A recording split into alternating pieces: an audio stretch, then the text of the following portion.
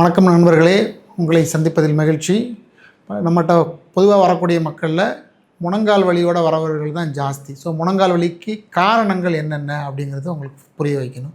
முழங்கால் வலி சின்ன வயசுலேருந்து பெரிய ஆள்கள் வரைக்கும் ஒவ்வொரு வயசுலேயும் ஒவ்வொரு காரணங்களால் வரும். ஸோ நான் ஸ்போர்ட்ஸ் மெடிசன் டாக்டர் அப்படிங்கிறனால நாங்கள் நிறைய பேர் பார்க்குறது 10லேருந்து 40 வயது வரைக்கும் இருக்கிறவங்களுக்கு முழங்கால் வலி கூட வரவங்கள பார்க்குறோம். அதில் சின்ன குழந்தைகளுக்கு சில பேருக்கு வளரும் வயதில் தானாக எலும்பு வளருவதனால் வரக்கூடிய எலும்பு வலி வரும். அது பெருசாக பயப்பட தேவையில்லை.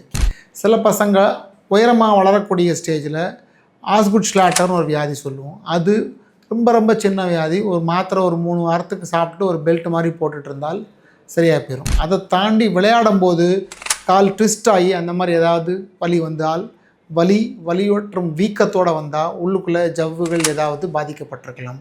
அந்த மாதிரி சந்தர்ப்பங்களில் நம்ம அதற்கான டாக்டரை போய் பார்த்து அதுக்கான ட்ரீட்மெண்ட் என்னென்னு கரெக்டாக பண்ணிட்டோம்னா ஃப்யூச்சரில் தொந்தரவுகள் ஒன்றும் வராமல் இருக்கலாம். இது விளையாட்டு வீரர்களுக்கு வரக்கூடிய காரணங்கள்.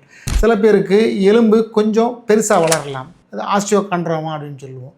அதுவும் பெருசாக பயப்பட தேவையில்லை. அது ரொம்ப பெருசானுச்சு அப்படின்னா ஆப்ரேஷன் பண்ணி எடுக்க வேண்டியிருக்கும். பெருசாகாத டைப்பாக இருந்தால் ஒன்றும் பயப்பட தேவையில்லை.